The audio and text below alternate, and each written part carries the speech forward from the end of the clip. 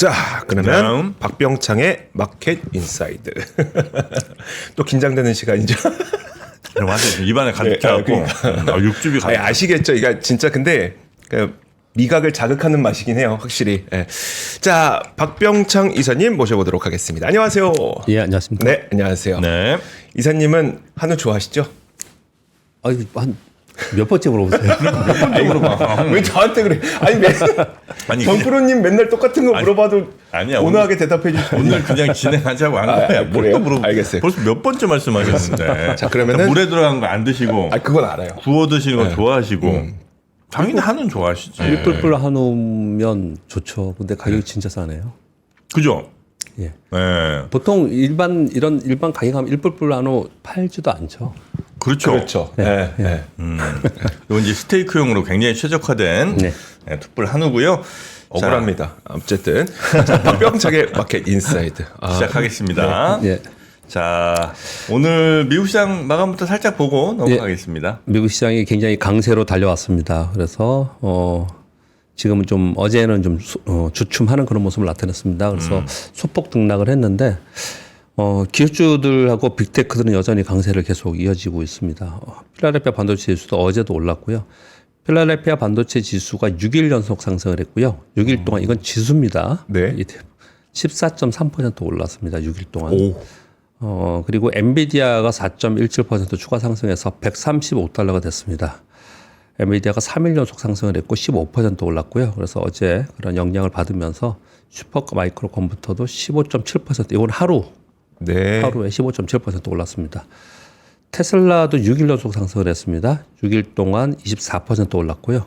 어제는 4% 올라서 347달러가 됐습니다. 이 두 종목은 어제 차트를 보여드렸습니다. 차트를 보시면은 저점으로부터 반등을 했고 위에 매물대가 좀 없는 구간에 들어가서 수급이 조금만 받쳐줘도 위로 좀 가볍게 올라갈 수 있는 그런 모양이 좀 만들어졌고요. 그런 가운데 강세를 이어가고 있습니다. 수급이 빅테크 미국로만 들어가는 또는 빅테크 위주로만 들어가는 그런 모습이 좀 우리가 한동안 있었지 않습니까? 그러니까 미국 시장에서 지금 악재성 재료들이 좀 소진되면서 둔화되면서 다시 수급이 빅테크로 들어가는 그런 모습을 나타내고 있습니다. 다우이 0.21% 소폭 하락을 했고요. 나스닥이 0.72% 기술주 위주로 상승을 했다고 보시면 될 것 같고 그럼에도 불구하고 그 상승의 폭은 좀 줄어드는 그런 모습을 나타내고 있습니다. 빅테크도 다 같이 오른 건 아니었었네요. 예. 엔비디아 사우디 엔비디아 블랙웰치 계획에 판매 계획 그 부분들이 지금 나오면서 엔비디아 관련주들 오랜만에 들어보셨죠? 엔비디아 관련주들이 어제 일제히 상승하는 그런 모습을 좀 나타냈습니다. 네. 지금 10년만기 이건 좀 잠깐 언급을 드려야 되겠네요. 10년만기 국채 수익률이 4.54%가 됐어요. 2년만기가 4.05%가 됐거든요. 이게 지금 다시 올라오고 있어요. 이게 지금 다시 4.5% 돼서 5%를 향해서 올라가는 그런 모습이 나타나면 시장은 좋지 않게 바라볼 겁니다. 직전에 한번 그랬잖아요. 네. 이게 5% 향해서 가면 안 된다. 그래서 시장이 그것 때문에 한번 한 차례 하락한 적이 있습니다. 이 관세 이전에 얘기를 하는 겁니다. 네, 그런 부분들이 좀 있었는데 지금 다시 올라가고 있는 그런 부분이 있거든요. 그러면 일시적으로 관세 협상이 잘 되고 있기 때문에 그런 부분 때문에 경기 둔화 또는 침체를 우려를 하다가 그 부분이 해소되면서 이게 올라가는 부분이 아니냐라고 해석을 할 수가 있겠지만 기본적으로 국제 수익률이 이렇게 올라가는 부분들은 경기 전반에 대해서 굉장히 좋지 않은 영향을 끼칠 것이고 그렇기 때문에 지금 트럼프 행정부는 가장 중요하게 생각하는 부분이 이 10년 만기 국제 수익률이에요. 네. 그래서 뭘 말씀드리려고 지금 이러냐면요. 10년 만기 국제 수익률이 이렇게 올라가다 보면은 지금 요즘에 미국 시장이 뭐 강하게 올라오고 분위기가 글로벌 시장이 뭐 언제 그러냐는 싶게 지금 좀 안정적으로 올라가고 있지 않습니까? 네, 지금 별 얘기 없기 때문에 그렇어요. 이제 그런 모습을 나타내고 있는데 이게 10년 만기 국제 수익률이 계속 올라가면은 또 가만히 있지 않겠죠. 또 어떤 얘기들이 나오고 어떤 정책들이 나와서 시장에 또 악재성 재료들이 나올 가능성이 좀 있어요. 네. 그래서 이 부분이 지금 현재는 굉장히 중요한 부분이고요. 좀 이따 뉴스에 말씀드릴 건데 우리 역외 환율에서 원화가 1,408원인데 장중에 1,300원대까지 떨어졌다가 올라왔습니다. 한 1,390원까지 떨어졌다 올라왔어요. 이 부분이 어저께 전 특징적이다라고 말씀을 드리겠습니다. 환율이 이렇게 너무 변동폭이 큰 것 같아요. 그러니까 뭐 3, 4원 뭐 이 정도 보통 이제 움직여야지. 맞습니다. 뭐 하루에 뭐 10몇 원씩 움직이고 그러면 네. 어떡합니까 이거? 근데 여기도 뭐 수급이 좀 있는 부분이 있는데 네. 그보다도 일시적인 변동성이 이런 부분이 계속 나타나고 있는데 우리가 투자자 입장에서 생각할 부분은 이번에 지난번에 그 아시아 환율들이 급락, 즉 아시아 통화들이 통화 가치가 강세가 보이는 네. 그 비정상적으로 강세 보이는 특징을 좀 보였지 우리 않습니까? 쉬는 사이에 그래서 예, 우리 연휴 동안에요. 그래서 제가 설명을 드리기를 그런 부분들은 뭐 수급적 요인에 있어 일시적 이벤트이다라고 해석을 좀 하지만 아무런 이유 없이 그러지 않는다는 거예요. 결국은 물밑 작업에서 분명히 다른 것들이 있다라는 거예요. 이게 지금 되게 중요합니다. 시황에서. 네. 즉 우리가 관세만 바라보고 계속 움직였는데 지금 관세 이외의 부분들을 협상을 진행해 나는 즉 환율 부분만이 아니고요. 금융 정책, 금융시장에 대한 정책, 그리고 각 산업별 대한 정책 이런 부분들을 지금 미국에서는 각 국가들과 지금 논의를 좀 하고 있을 가능성이 상당히 높다라는 거죠. 아무튼 뭐 그건 현상인 거고 이런 논의들이나 요번에 이런 움직임을 보면은 우리는 어떻게 인식을 좀 해야 되는 게 맞냐라고 추정해 본다면 네. 달러인데스는 급격히 떨어져서 뭐 90 아래로 가고 막 이렇게는 생각하지 않겠지만 네. 기본적으로 달러의 하향 안정을 원하는 입장에서 지금 이게 100 아래에 떨어졌다가 한동안 있다가 지금 100.9지 않습니까? 지금 화면에 보시면. 네. 그러니까 100 사이에서 왔다 갔다 하고 있는 거예요. 트럼프 대통령이 취임하고 나서 108, 109에서 지금 100까지 떨어진 거거든요. 달러인데스가. 그러니까 목적 달성을 좀 한 겁니다. 하향 안정화를 좀 된 거거든요. 이 상황 속에서 다른 통화 가치가 갑자기 좀 얘네들이 좀 약세로 인위적으로 만드는 그런 모습이 나타나면 안 되겠죠. 네. 그러니까 이 부분을 좀 계속해서 신경을 쓰고 있다라는 게 환율 시장에서 보여지지 않습니까? 결론 결국은 달러인데스는 하향 안정화되고 상대 국가의 통화 가치는 어느 정도는 강세로 가겠구나 이렇게 좀 볼 수가 있습니다. 네. 이번에 그 이벤트를 봐서도요. 그래서 저는 저 우리 회사 방송도 그렇고 방송을 하면서 하반기에는 1,300원대에 1,350원 전후까지는 있지 않을까. 네. 그렇게 지금 이번에 이벤트를 좀 바라보면서 환율은 그 정도에 맞춰놓고 시황을 보는 게 어떤가라고 저는 생각을 합니다. 네, 네, 이렇게 네. 말씀드리겠습니다.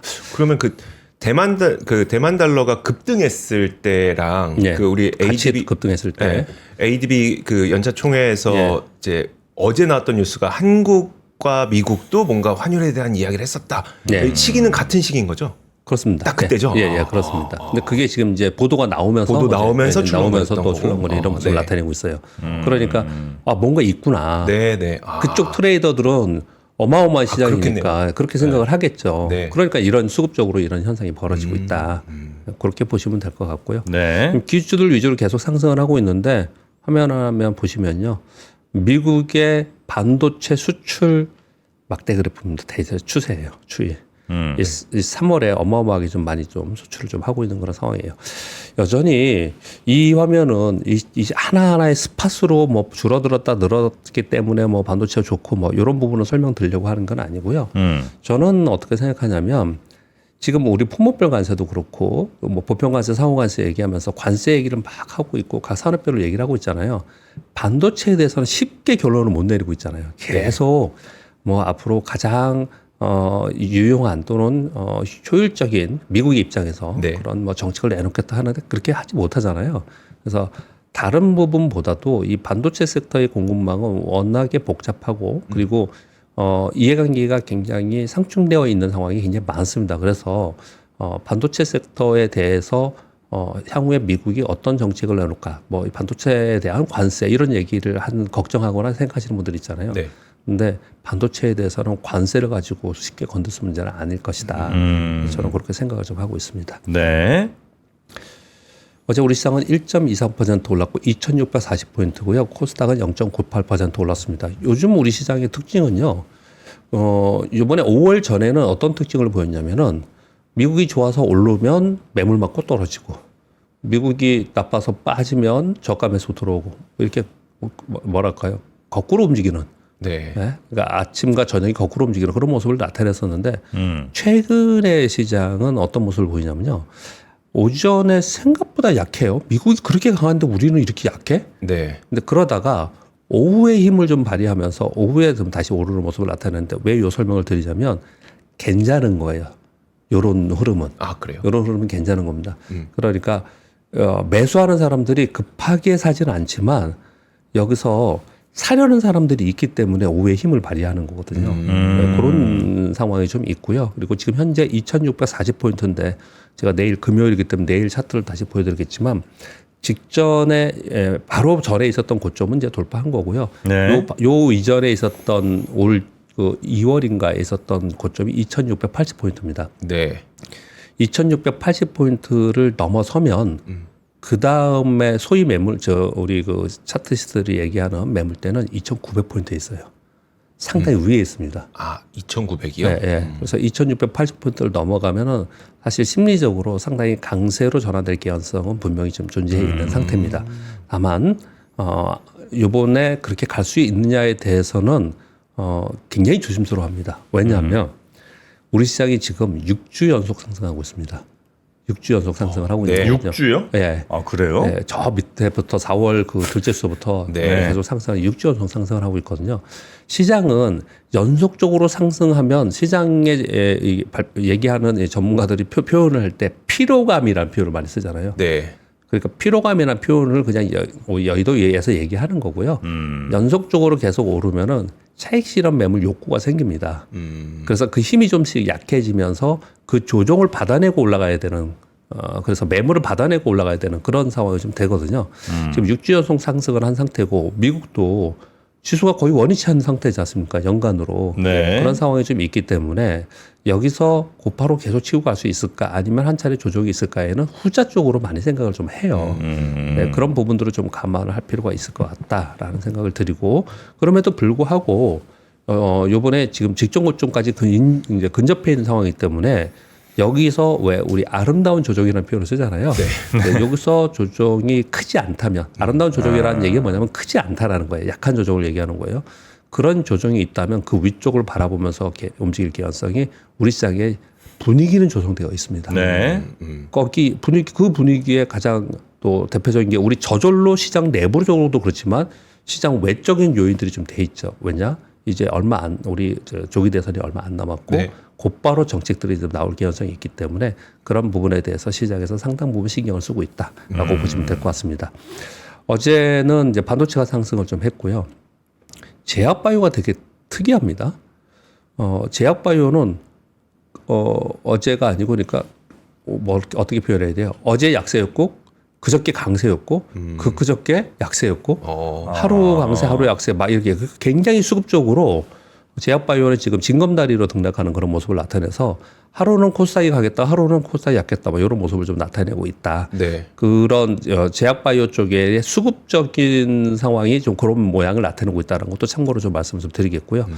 그리고 어제 오후에 그래도 추가적으로 상승을 했던 이유는 아침에는 반도체가 강세였습니다. 근데 아침에 2차 전지가 일제히 다 빠졌었어요. 2% 3%째. 2차 전지 전부 다 하락이었습니다. 2차 전지의 악재성 재료들이 지금 나오고 있는 그런 상황입니다. 그런데 오후 들어서 2차 전지가 보합권으로 다 반등을 했어요. 네. 네, 그러면서 코스피가 추가적으로 상승하는 즉 상승폭을 확대하는 그런 계기가 됐다라고 보시면 될 것 같습니다. 오랜만에 외국인들이 현선물 동시 매수를 해줬고요. 비차익 프로그램 매수가 약 3,910억 정도 들어왔습니다. 이슈가 있었던 섹터들이 개별 종목별로 강세를 보이고 있는데 그것은 우리나라의 지금 대선 정책과 미국의 정책들 요게 연관된 종목들이 이제 강세를 보이고 있습니다. 대표적으로 태양광, 풍력 하나하나 말씀을 드리면 태양광하고 풍력은 지금 이제 대선 주자들이 계속 얘기를 네. 하고 있는 그런 상황인데 그 중에서 태양광, 뭐 풍력도 그랬지만 태양광 쪽은 미국이 지금 AMPC 얘기하면서 네. 신재생 에너지 관련된 보조금 축소, 세액공제 축소 요 얘기를 하고 있지 않습니까? 네네. 그래서 어제 2차 전지가 거기에 대한 악재가 있었습니다. 그런데 이 태양광 쪽은 생각보다 그 축소에 뭐라고 볼까요? 숙소의 우려가 둔화됐어요. 예. 그러니까 2033년에 종료할 걸 2032년에 종료한다. 그렇죠. 네. 네, 1년뿐이 안 됐어요. 네. 그래서 여기는 괜찮다. 이런 이제 분위기가 어떻게 된 네. 거고요. 엔비디아 때문에 HBM 쪽이 좋았고요.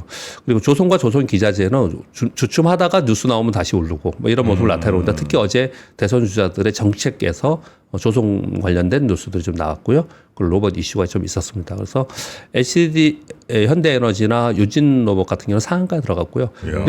CS 윈드 15%, LS 마린솔로 11% 올랐는데 즉 요즘 이 종목 장세가 되다 보니까 네.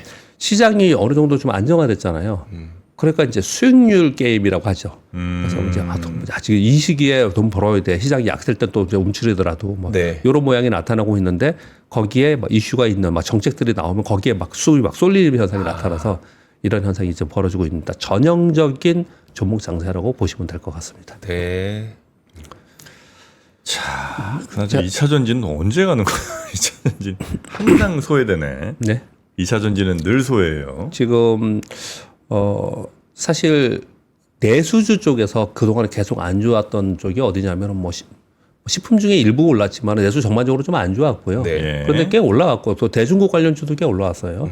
최근으로 좀 밑에 부분 좀 올라왔고 그리고 반도체는 뭐 의견들이 양분되어 있긴 하지만 하반기 기대감이 좀 있는 상태예요. 그래서 네. 반도체도 중국별로 좀 올라오고 이제 그런 상황인데 우리 시장에서 지금 유일하게 계속해서 하락하고 있는 저점 라인 구간에 있는 것은 이제 2차 전지에 있습니다. 처음에는 뭐 질문 주셨으니까 잠깐 답변을 드리면 처음에는 2차 전지에 급등이 있었기 때문에 하락폭이 컸었다. 네. 그 보통 한 섹터나 종목들이 단기적으로 급등을 하면 그 이후에 떨어질 때도 좀 크게 떨어지고 그리고 조정의 기간도 좀 깁니다. 네. 보통 어떻게 차트리스트를 얘기를 하냐면요. 어떻게 표현을 해야 되지? 손으로 한번 해볼까요? 이게 이제 만약에 이만큼 올랐다. 네. 그러면 얘를 눕혀서 이만큼 기간 동안 조정 보여야 된다. 이렇게 얘기를 하거든요. 이 기간만큼 네네. 이게 눕히면 그만큼 조정을 보여야 된다. 이런 표현까지 많이 써요. 그만큼 이제 조정의 기간이 좀 있어야 된다 얘기를 했는데 그러면서 이제 캐즘 얘기를 한 거지 않습니까? 근데 뭐 어제도 제가 캐즘에 대해서 얘기를 했지만 이제 캐즘에 대해서 얘기할 단계도 지난 거라는 생각이 드는 거예요. 네. 그래서 제가 벌써 그런 얘기를 들었지만 캐즘 이제 하면 안 된다라는 생각이 들어요. 왜냐하면 전기차와 그리고 자율주행 그리고 로봇 뭐 우주항공 전체적으로 2차 전지가 들어가는 것은 맞고 그리고 향후의 성장 섹터가 될 것은 분명히 맞다는 말이에요. 그런데 그런 쪽이 뭐 정책이나 이런 부분에서 성장률이 둔화됐다라는 부분에 대해서는 생각을 하지만 오케이 인정을 하지만 그러면 그쪽의 성장이 후퇴하고 있느냐는 아니거든요. 네. 그렇지는 않습니다. 물론 중국하고 비교하면 안 됩니다. 왜냐하면 중국 내부적인 내수의 성장이 어마어마했기 때문에 네. CATL이나 BYD는 어마어마한 성장을 지금 하고 있는 상황이에요. 그러면 중국이 내수의 성장으로 인해서 BYD나 아니면 CATL이 계속 성장하고 있으면서 그들이 성장이라는 건 이익만 성장하는 게 아닙니다. 기술의 성장과 네네. 그리고 전 세계적으로 기술의 성장과 더불어서 MS의 성장이 있는 거거든요. 그 사이에 우리가 그 틈바구니 속에서 추종하지 못하면은 나중에 소위 모두 다 얘기하는 캐즘 이후에 그것을 따라갈 수 있느냐의 걱정거리가 생기는 거거든요. 네. 그래서 2차 전지에 대해서 가끔 질문을 주실 때 항상 제가 말씀드렸던 것은 2차 전지가 못 오르는 것 중에 하나는 2차 전지는 재무 구조가 이제 중요한 거다. 살아남는 게 굉장히 중요한 거다. 그래서 아마도 2차 전지가 못 오르는 거는 대부분 2차 전지의 기업들이 유상증자를 하던 시비 발행을 하던 재무 조달의 정책이 분명히 있을 것이기 때문에 그런 부분들을 반영하면서 지금 들어갈 단계는 아니다. 이렇게 얘기를 하는 게 네. 아니냐라고 제가 설명을 계속 드렸었어요. 근데 그렇게 하고 있어요, 지금요. 그러니까 지금 그걸 하고 있는 상황이기 때문에 이 치킨 게임은 꽤 시간이 걸린다라는 네. 거죠. 물론 주식이라는 거는요. 네. 악재를 모두 반영한 상태에서 거의 대부분 반영한 상태에서 주가라는 것은 그런 상태에서 조금이라도 악재가 둔화되거나 네. 아니면 조금이라도 호재성 재료가 나오면 급격하게 튈 가능성은 있어요. 워낙에 급락을 했기 때문에. 근데 그걸 바라보고 계속해서 있기에는 네. 지금 워낙에 계속 이쪽 한쪽이 섹터가 안 좋기 때문에 결론 이 부분에 전체적인 내 투자에서 투자 비중이 어느 정도냐가 이제 관건이 되는 거예요. 이것만 가지고 있다라는 사람들이 굉장히 많거든요. 네. 정프로님 많이 갖고 계신다 하더라도 전체 비중에서 10% 정도 뭐 그 정도 안 되죠, 이거요. 2차 전지요? 예. 무슨 말씀이세요? 더 많아요? 한때 제 예. 거의 전 종목 2차 전지였어요. 아니 왜 아시잖아요. 그때 이 아, 댓글에서 그러세요? 야 그러세요? 정프로 저거 맨날 저 2차 전지 욕하는 거 보니까 안 되겠다 뭐가 그래갖고 제 그 소리 듣기 싫어 다 샀잖아요 2차 전지를. 보셨어요? 예. 그래서 2차 전지 비중이 그때는 한 80, 70% 됐었을 거예요. 네. 지금은 네. 가격이 7, 80% 떨어지면서 비중이 줄었죠. 아, 예. 그래도 한 3, 40% 이상은 될 걸요 지금? 아, 그래요? 이 댓글 쓰는 이 사람들 때문에 왜 갑자기 왜 그러세요? 아니 내가 난 2차 전지 생각이 없어서 진짜 난 너무 많이 올랐다고 생각했고 나한테 계속 막 저거 2차 전지 저거 뭐 우리나라 2차 전지를 뭐 깎아내리네 정프로 저거 매국노 같은 놈 뭐 이러면서 이제 와, 씨, 나 아닌데 그럼 오케이 좋아 그럼 내가 2차 전지 들어간다면서 막 들어갔거든요. 네네. 댓글 쓰는 이 사람들이 진짜 문제입니다. 하여튼 뭐 그런가요? 그렇고, 네. 비중이 이렇게 적지 않아요 제가. 근데 우리 맨날 이런 얘기 하잖아요. 투자하는 자신의 판단에서. 이거 인정입니다. 이거 제 잘못이죠. 당신들 믿은 내 잘못인데 하여튼 그때 당시 샀던 이유는 뭐 그런 거였다. 네, 알겠습니다. 그건 그러니까 제가 왜 여기를 들렸냐면요. 죄송합니다. 이거 질문을 드려요. 죄송합니다. 정프로님. 근데 비중이 내가 한 10% 20%야. 그래서 나는 장기적으로 왜 주식 투자 장기 투자하는 사람들이 있잖아요. 네. 나 이거 뭐 기다려서 이후에를 캐즘 지나가는 뭐 이걸 보고서 나 갈 거야. 특히나 자율주행 택시, 로보택시 얘기나 자율주행이 더 활성화되는 단계에 들어가고 네. 지금 로봇도 그러잖아요. 더 활성화되는 단계에 들어가면 2차 전지에 대한 부각은 분명히 있을 어떤 시기가 올 거란 말이에요. 네. 네, 이렇게 가져간다면은 뭐 그거야 일단 얘는 빼고 다른 거에 관심 두면서 얘는 두고 이렇게 투자를 할 수가 있겠죠. 네. 비중 자체의 문제다라고 저는 생각을 좀 하고 있습니다. 그러니까 시기의 문제이지 않겠냐라고 생각을 하고 있고요. 자, 그 얘기가 조금 다른 쪽으로 갔는데 저는 그래서 지금은 관세 굉장히 중요하고 그리고 관세로 인한 경기 둔화 및 침체로 가느냐에 즉 이번 여름 이후에 경기 지표가 굉장히 중요합니다. 네. 그래서 경기 지표에 대해서 얘기하는 이코노미스트들의 얘기가 한 축에 있는 거고요. 그런데 주식은 스토리와 이벤트로 많이 움직이지 않습니까? 네. 스토리와 이벤트 쪽에서 바라보는 쪽에서는 뭘 많이 봐야 되냐면은 이제 관세가 아닌 비관세에 대한 협상을 하는 게 굉장히 중요하다. 네, 그렇게 말씀을 제가 지금 이번 주 내내 드리고 있는 거예요. 그래서 환율이나 또는 각 산업별 정책 그리고 뭐 전쟁에 종전되는 뭐 정책 그리고 국가별로 따로 하는 정책 이런 것들이 중요한 건데 그런 대표적인 게 지금 나타나고 있는 거예요. 그게 뭐냐? 지금 중동가 있지 않습니까? 네. 그러니까 중동에서 엔비디아 블랙을 구매한다 그러지 스테링크 승인한다 그러지 그러니까 이게 다 이슈가 돼서 시장에 반영이 되면서 이쪽이 세지는 거예요. 네. 그 로보택시도 사우디에 출시한다고 하고 있고 이런 얘기를 좀 하고 있는 거고 요 관련된 뉴스는 로보택시 관련된 건 하나 말씀을 좀 드리면 네. 테슬라에서 145% 관세 부과하면서 한 30 며칠 있었지 않습니까? 네네. 그런 그 동안에 중국산 부품을 사올 수가 없잖아요. 그래서 중국산 부품 구입을 중단했었습니다. 근데 요게 지금 내려갔지 않습니까? 네. 그래서 사이버캡 세미트럭 생산용 중국산 부품의 수입을 이번에 다시 재개했다라고 발표가 지금 됐습니다. 그래서 사이버캡과 세미트럭은 10월 시범 생산 후에 2026년 양산 계획이다. 이런 얘기를 하고 있거든요. 가만히 보시면 테슬라가 지금 오르는 거는 상당 부분 이런 영향이 좀 주고 있는 거지 않습니까? 그렇죠. 그렇죠. 그러니까 지금 무슨 표현을 드리려면 관세라는 토탈로 얘기하는 뭐 상호관세, 보편관세 뭐 이런 국가별로 하는 이런 부분이 아니고 시장은 이미 관심이 네. 거기가 있는 게 아니고 그러면 그리고 나서 각 국가별로 산업별로 어떤 협상을 하고 있는가에 따라서 그것이 어떤 섹터에 영향을 주면서 주가가 움직이고 있다는 설명을 계속 드리고 있는 거예요. 지금. 네. 예, 그렇게 지금 보시면 될지 않을까 생각하고요. 뭐 그래서 예를 들어서 뭐 또 어제 나온 뉴스는 카타르에서 보잉 항공기 160대 구매 계약을 했다라는 거고 이거 기시감이 있죠. 2018년도에 누가 했어요? 중국이 했습니다. 중국이 보잉 항공기 왕창 사주고 막 그랬지 않습니까?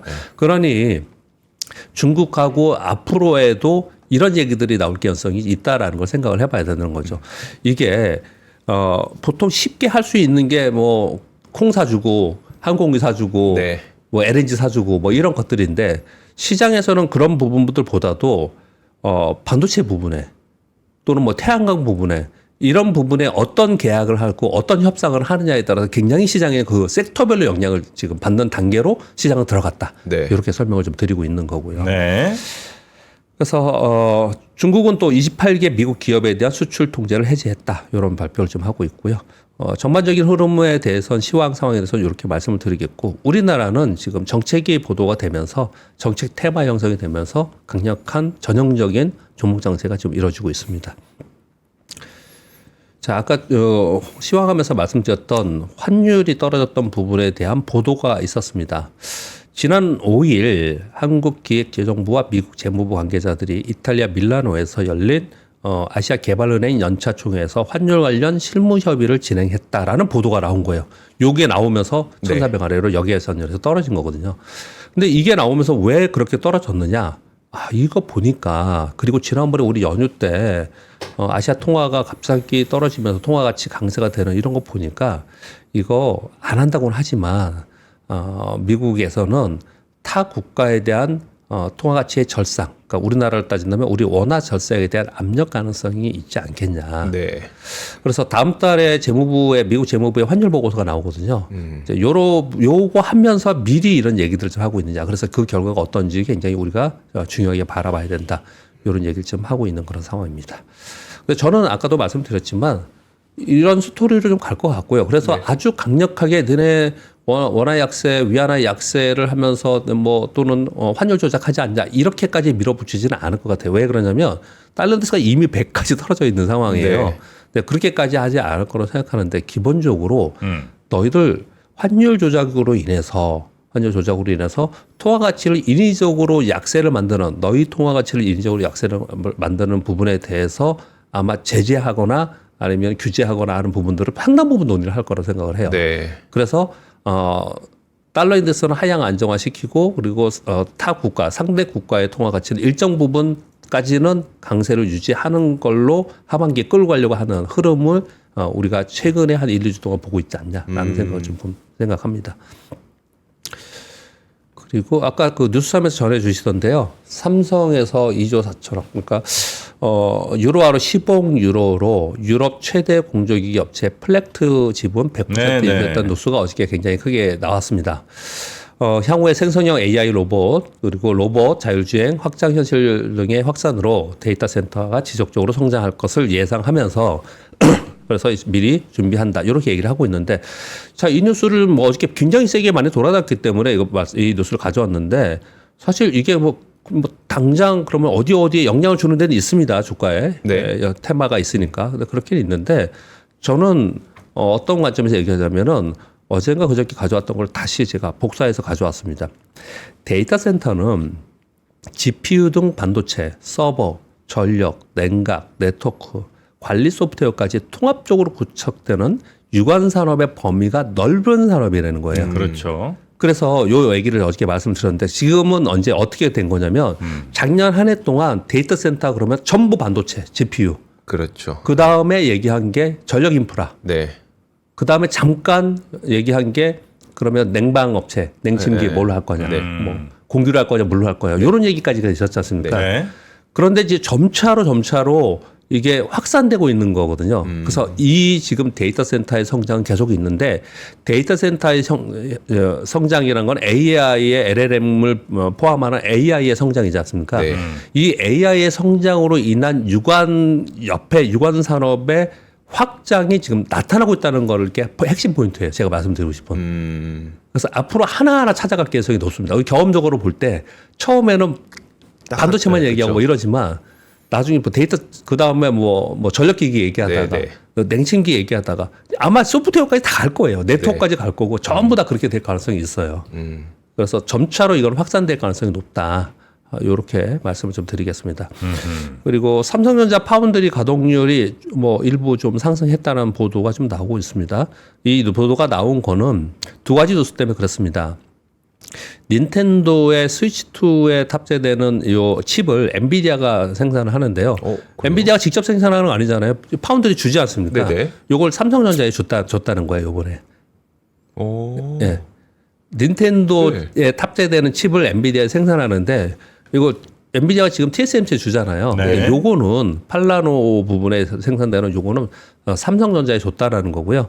그리고 중국의 팹리스의 주문형 반도체 있지 않습니까? 네. 요게 지금 삼성전자 파운드리하고 계속 협상을 많이 진행하고 있다. 그래서 가동률이 조금씩 상승하고 있다라는 보도도 좀 나오고 있습니다. 아마도 미국의 빅테크하고 계약을 하는 게까지 나오면 확실하게 영향을 줄 거예요. 근데 지금 영향을 지금 안 받고 있거든요. 그러니까 이제 핵심은 삼성전자가 수율을 높이는 게 1차고, 네. 1차고, 그 다음은 그것을 인정받고 빅테크들하고 어떤 빅테크들 한쪽이라도 아마도 그쪽하고 만약에 이 뭐랄까요? 고객사를 유치하는 이런 모습이 나타나면 그것은 영향을 줄 것 같아요. 근데 아직까지는 크게 영향은 없지만 이런 조짐이 나타나고 있다. 이 얘기를 지금 하고 있습니다. 아쉬운 게 닌텐도 스위치가 빨리빨리 못 만드나 보더라고요. 네. 그래서 처음에도 이제 첫 번째 판매에 추첨을 통해서 누가 이제 그걸 살 수 있는지를 하고 왜냐면 물량 몇 개 안 돼서 우리 빨리 잘 만드는데 네. 우리 엄청 빨리 잘 만든. 네, 그래서 6월 초에 지금 스위치 2 정식 발매인데 생산이 못 따라가는 거예요? 네. 왜 이렇게 못 만들어? 아니 그거를 또 살려고? 아니 제가 살려고가 아니라 지금 안 그래도 그 얘네가 많이 팔면 삼성전자 파운드리 그래도 좀 가동률 높아지는 거잖아요. 크진 그래. 않지만 좀 잘 만들지 왜 이렇게 못 만드냐 이게 아쉬움이 있는 거죠. 어디서 만드? 중국에서 만드는 거 아니에요? 아닌가? 일본에서 만드나? 칩이요? 엔비디아에서 만드는 거예요? 아니, 그러니까 엔비디아에서 네. 그 조립은 어딘지 모르겠네요. 조립은 어딘지 모르겠네. 하여튼 뭐 그 못 따라가고 있다는 거죠? 네. 그렇게 닌텐도 재밌어요, 근데? 스위치 근데 네. 인기 많지 않았었어요? 닌텐도의 스위치를 따로 파는 거예요? 아니 스위치가 게임기 이름이니까.